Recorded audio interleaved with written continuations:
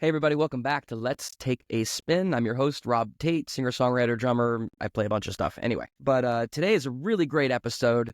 We have Drew Angus. Now, Drew and I we crossed paths on the internet a bunch, but he actually played Bourbon and Branch, years ago. And I was playing with John Gilbride at the time, who was opening, and we got to talk and realized we had some of the same influences, and he's an amazing guy. And he's out touring. He's actually going to be in Philadelphia on January 30th at Plays and Players in Center City, Philadelphia, and he needs you to show up. Go and check it out. It's going to be a great show. He's bringing the band. He's playing a bunch of new tunes, which we talk about in the podcast. And we also discuss a little bit about what does it feel like to kind of run the whole show when you have almost no help, And Drew is the epitome of professionalism and being on the ball, and he's a great guy, and I hope we get to work together when he comes back down to Philadelphia, or I go up to Connecticut or whatever. But anyway, here is Drew Angus. Let's take a spin. It's been an adventure. I'm borrowing a studio, my neighbor down the hall's 15-passenger van, and it was like, yeah, sure, you can borrow it. Like a week ago. Hang on, I gotta close this curtain over here. It's like, yeah, sure, man, you can borrow the van. Everything's gonna be great. And then it was like, well, actually, the side view mirror is broken, and there's a gas tank thing that's going on with it. Also, I leave for Mexico tomorrow morning, so and the van smells or did smell like a tent that sat in the rain. And You're having a day, man. I'm so sorry. It's okay. It's okay. It's okay. I've chosen this life. It's always an adventure. Mm-hmm.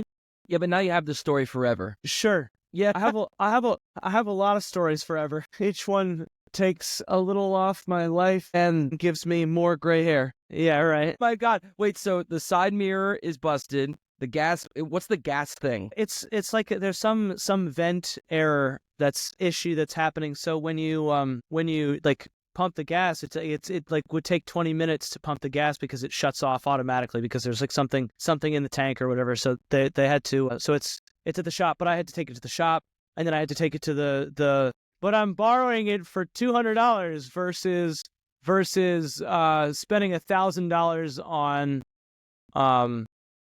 on a rental. So I mean, I you don't know, can't man. argue with that money. You're like, I'll risk it. But are they covering the cost at the Oh yeah, all the and they the detail costs. So I took it to the car wash yesterday, and it smells a lot better than it did, thank God, before the car wash. Although it gives it that musky festival feeling when you're on the know, road for 8 hours. I'm a sensitive guy when it comes to smells, and that was one of those smells that was just like, nuh-uh. I feel like I want to send you like a Instacart of just those tree smell things that go on the front of your car. Bro, just put them all over the car. Bro, they make these things that you can buy them at Home Depot. They're like industrial strength smell removers, and they don't smell great, but they smell a little better than the smell that you're trying to get rid of. Putting up with that smell for a little while, it's pretty incredible what those things do. All of the sound panels in my studio came out of a radio station, and ended up in a shipping container for just long enough to collect some schmutz, if you will. Mm-hmm. And I spent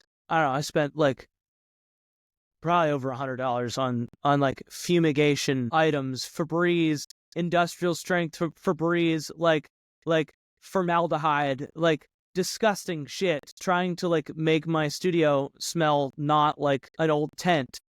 Oh my God, you in these tents. So you find these on Facebook Marketplace, I'm assuming. You show up and you're like, I guess I'll just have to deal with this. Or did you get them for free even? No, they were $20 a panel or whatever. And they're large, they're large panels. Wow. Great. And they're all over the place. That's a steal. They're all behind my desk, or all in front of my desk. But by the way, for anybody watching on YouTube or whatever, we are recording, Drew, by the way. Are we live on We're YouTube not live right streaming. now? We're not live streaming. No. Okay. No, I'll cut the other stuff out. But But if anybody's watching the YouTube, you'll see the Drew studio. It's really great. He's got like the grass, like the tree debris up on the wall there. It's really nice Debris. looking. Yes, I it's call debris. it debris. Well, I mean, fake vine. There's vines behind you. I don't know. Fake debris. I don't know. Fake debris. But dude, you're like, I didn't realize that you were doing a 4 or 5 day stint this week, and then you're also touring in like 2 weeks, coming down a little further down the East Coast. But you're hitting like what? Boston. You're hitting Connecticut, where you're from, and you're also hitting Vermont. Yeah, we're doing. It's so this week is Boston tomorrow night, Wednesday, the 15th of January. Then West Hartford. Then I got a little private gig in Southern Vermont that pays for the whole tour. And then Burlington, Vermont. And then back to Southern Vermont to West Dover. We're playing at Mount Snow at the Snow Barn. Nice. So it's a little 5 and 5. Mm-hmm. I do got to say one quick thing, because my wife's family's from Rhode Island, so I have to put this in here. No love for Rhode Island? I'm trying. Rhode Island is tough. Rhode Island is tough. It's tough to find venues that will take a chance on an independent artist. I 100% understand. When I was in that group Hambone Relay, we toured through Providence, and we played some bar, and we were doing these theaters and things, and then we were just in the middle of the tour, just one bar in Providence. We're like, we're going to make it there. Didn't really work out. No, it never does. It never does. It's funny how these things don't work, actually. But I'm not pessimistic. I'm optimistic about about the future. I don't know, Drew, every other time, I feel like every time we speak, you go to the other side of the pendulum. I swing back and forth. Today, I'm just like, there's a lot going on in my brain today. I'm my own manager. I'm my own tour manager. I'm my own, carry all the gear. I'm responsible for everybody's well-being and happiness. And half the time, most of the time, I put myself last. Also, I'm the front man of my band. So, it's just like, it's stressful. And today you're sitting on top of the rack that I built yesterday. Oh my God. Can I see? Nice. Oh, this is your in-ear rack. This is my in-ears, my monitors, this is like, for a couple of the shows, it'll be front of house. It'll be the whole thing. Wow. Yeah. So it's major kudos. But you're in that weird like little tipping point where you're doing everything, and like the next thing is coming, but you're just like, hold on. Yeah, I think artists find this tipping point, and this is like where a breaking point also occurs. I'm selling over 100 tickets in more markets than just my hometown now, and it's starting to become like a viable thing, which is really cool. But I feel like I'm going to have to do this on my own for about a year before it makes sense to bring people onto it, to the team. Like the way I think about it often, and actually I was listening to a podcast the other day with Cody Fry, who is really I don't know if you know the name. Yeah.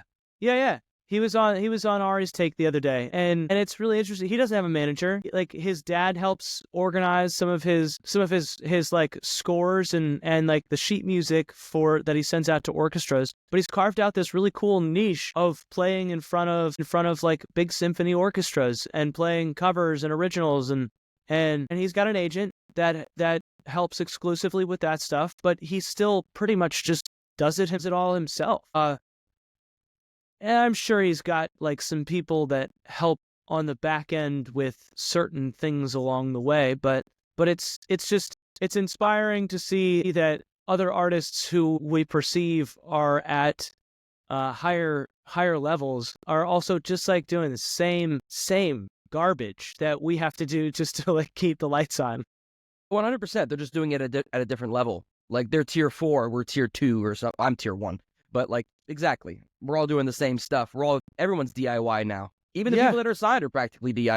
Well, yeah. I mean, you get a label deal, and it's like they might help you with TikTok or Instagram a little bit, but it's still, you still have to do all the heavy lifting yourself. And if you want to be an artist, like doing the business, like you got to be ready to take that on. 1,000%. Now, listen, you came out with a record, well, a single that went really well last year, like Broken Heart Last, which is a great song. And I was just curious, like, with that tune in particular, did you record that one at home? Because I know you have the studio set up at home. Did you, like, mix it yourself? No. I Okay. don't trust myself with any of that shit. So I go to producers, and I that's the only way I get the music part done. I have a studio set up, and it's great. But I'll do some recording here when it comes to finishing touches. I don't trust. I trust other people. I get that 100%. But I guess what my question is like, you have the studio set up. Like, are you intentionally just pretty much using it for like office hours and also demo work? Yeah, I do some demo work. I do some stuff that's like some voiceover stuff and some. You do voiceover? I have. It's been a while. But if you call Avis Rental Car in Brazil, I will be the English voice. What a weird plug. Why is that not in your bio? Yeah, right. Also, side note, I noticed in your bio, whoever wrote it, if it was you, this is hilarious. I just want to read one line because it made me giggle. Where is it about? It goes on this whole thing like, oh yeah, I'm influenced by Tom Petty, the Beatles, Rolling Stones, and love Ben Rector, Lone Bellow, and John Mayer. And right at the bottom, in one line is, Drew is one to watch. Plus, he's got great hair. There you go. There it is. No, the moneymaker. The moneymaker, exactly. My wife was recently nagging on me about my hair, so I'm finally like getting it custom done instead of just like kind of just throwing it up and doing whatever. But I will say you do have gray hair, but my question is, did you write that yourself? Maybe at some point.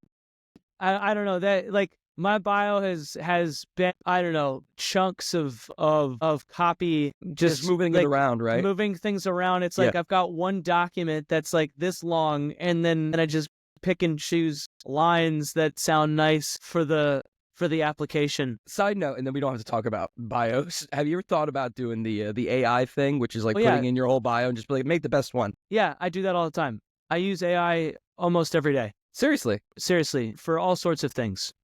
Yeah, I use a fair amount, just getting like different, so I don't have to search for hours. Just like give me whatever, even if it's like kind of wrong, it'll at least get you in the right track. Yeah, 100%. 100%. That's great.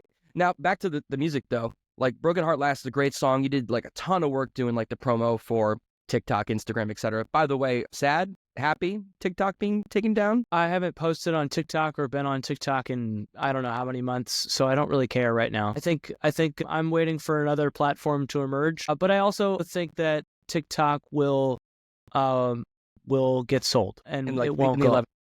Yeah, I think it's going to get sold. I think all the posting and all the news about is building hype and perceived value for an investor to come in and scoop it for a boatload of money, and then TikTok doesn't go away. My question is this is like a conspiracy theory that popped up last night, and I was like, that actually holds some merit, which is like, do we think that Meta will buy up TikTok? I don't know. Getting in their hand forced.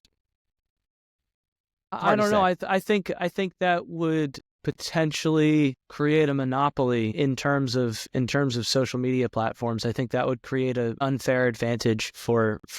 Yeah, I agree 100%.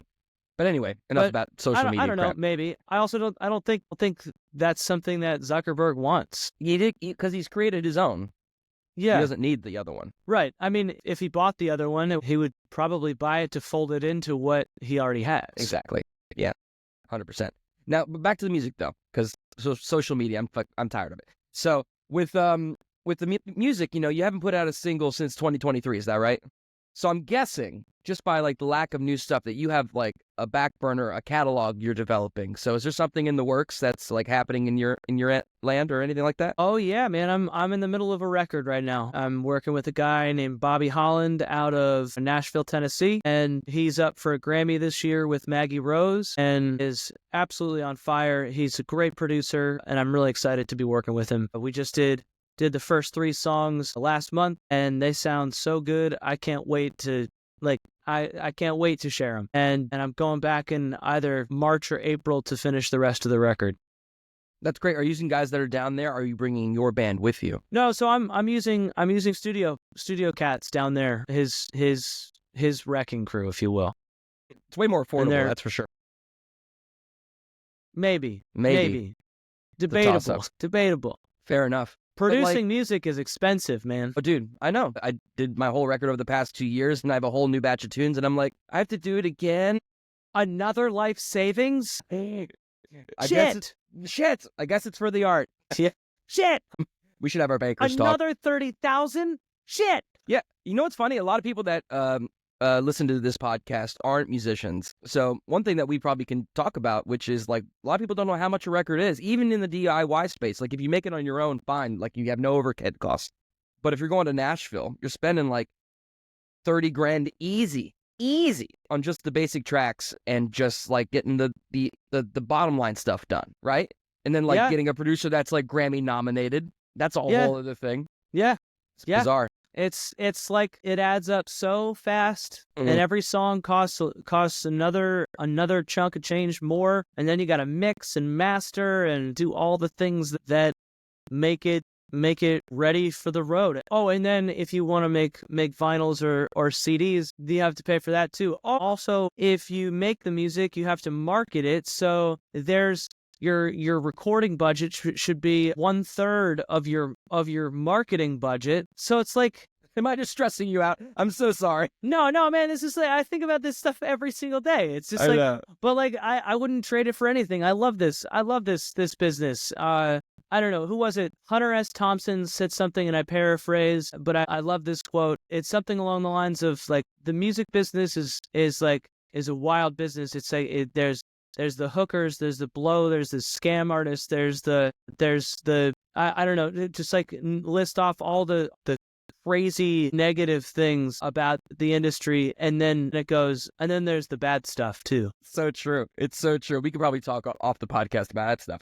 But this new batch of tunes, like, what's the inspiration? Like, what is it? It's songs that I've spent the last 2 years or so writing. Last year was just like a whirlwind. Really, almost 2-ish years ago was a super whirlwind, and then last year was also a whirlwind of writing, and just like, I don't know, man. I think I wrote 150 songs in the last year and a half, and kind of boiling it down to the tunes that feel the best and feel the most where I'm at and feel right for a record. Was the reduction process difficult for you? Just because I know that for me, I've become attached to your darlings. Yeah, but I think at the end of the day, the cream rises to the top. Mm-hmm. And then you end up with I don't know. I think the cream rises to the top. Are we going to hear any of those tunes on this tour? Oh, yeah. I've been playing some of these songs for a little while, actually, and they're just not recorded yet. Sick. That's great. Yeah. One tune in particular called Wildflowers is... I've heard recordings of this, live recordings of this. Yeah. I've tried to do my part in feeding the algorithm with that song, but it's the song that seems to resonate the best with audiences, and people are singing along before the show's even over. That's beautiful. And people come up, we play it in the middle of the set, and people come up and they're like, what was that one song, Wildflowers, about the wildflowers or something like that? So I don't know, man. It feels special. I know for me, it warms my heart when you play a new song and people come up to you about that particular tune out of the whole set. You're like, right? Thank God. You know, we're playing these 90-minute shows. And people come up and mention that song over every other song in the set, and it's like, okay, there's something here. You're doing something right. I don't know, it just feels like there's something going on with that. No, and I find that amazing and beautiful. And one thing about your music you tend to do, and I don't know if it was intentional, was you tend to kind of reference the songs and the artists that you love. Was there an intention of referencing Tom Petty with your own Wildflower song, or was that not intentional at all? Okay. Unintentional, but I do love Tom Petty. Mm-hmm. He is one of my lords and saviors, if you will. I mean, one of the greatest songwriters of all time, for sure. Did you see that documentary on Wildflowers, the record? I haven't seen it yet. With Rick Rubin, and they do the behind the scenes and stuff. I'll send it to you. Okay. But they have his guitar player kind of being interviewed, and they talk about like all the gear they used and all that other stuff, and how it was done. But that's amazing. And I too share your affinity for Petty and Springsteen. In fact, I've got this right here. Yes. I was kind of rereading it because I have a bunch of like tunes that kind of dance between like the Wild, the Innocent, the E Street Shuffle, and Tom Joad. I'm trying to like figure out where they kind of fit. Okay. Yeah. Cool. So that kind of a thing. But regardless, so you're coming to Philly. To a place called Philly. Yeah, Plays and Players, which, you know what's funny? I went to school here. I lived here for 16 years. I've never seen a rock and roll act there. I've only seen jazz groups. Like there's this group in Philly called the 11 Tet, Norman David's 11 Tet, and they play there all the time. That's like the residency. What's the cap there, if you don't mind me asking? It's large. It's large, man. Big room? It's like 95 or something like that. Wow. Yeah. It's a We're not big there old yet. room. We're not there yet. It's okay. But- I see you hustling, trying to sell those tickets. I think it's amazing, man. But we'll get close. We'll get close. No, I you're think. gonna crush it for sure. Yeah. Any openers on these tours, or is it just you and the band? It's there is an opener. I usually bring my keyboard player on this run. His name is Adam Bonomo. Really great artist himself. He usually opens up the shows. Mm-hmm. So Well, that's cost effective. Your opener's It's already in the cost- band. it's cost effective. It makes tech easy, and I don't have to deal with the drama of an opener, like making demands that I just can't meet. Also, the profit margin is slim as it is. Mhm. And I don't want to work for free, and I don't want other artists to work for free. So I try to make it work the best I can. I think that's beautiful, dude. And I think you're doing an amazing job, especially for anyone who hasn't been to Connecticut or if they have plans to go. Drew hosts the songwriters in the round. No, maybe not. Not anymore. Oh, no, I'm so sorry. It's okay. I didn't know. No, it's okay. It's okay. I kind of put a pause on it. It's just, sometimes venues are growing businesses and have different views than yours. I get that entirely. But I love that you were such a pivotal part of that community and that you brought people in from tour or they were like locals. And it was like a really nice thing. And it's not over. It's not over. Connecticut Songwriters Collective is still a functioning thing. We're trying to figure out what the next iteration of our kind of organization is. Got a small team that helps me with that, and they're as excited about it as I am.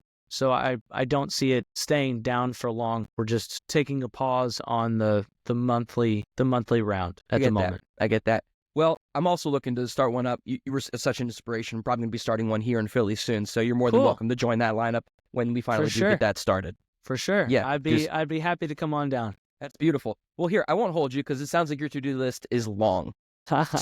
So where can people find you, or where do you want to send people if they want to check out your stuff? DrewAngus.com. That's the place. We're coming into the era of artists taking their data back, their fan data back. So DrewAngus.com, go sign up for the email list, hop on the text list. It's not insane. I try to send something fun once a week or every other week, just to keep people engaged and giving people something to I don't know, stories, songs I'm working on, that kind of stuff. I'm on all the socials. I'm on all the streaming platforms. Come out to a show. Yeah, and hear these tunes before they come out, and you can be a hipster and be like, I heard it when.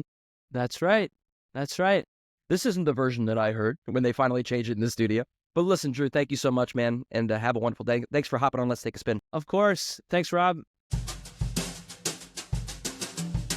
Let's take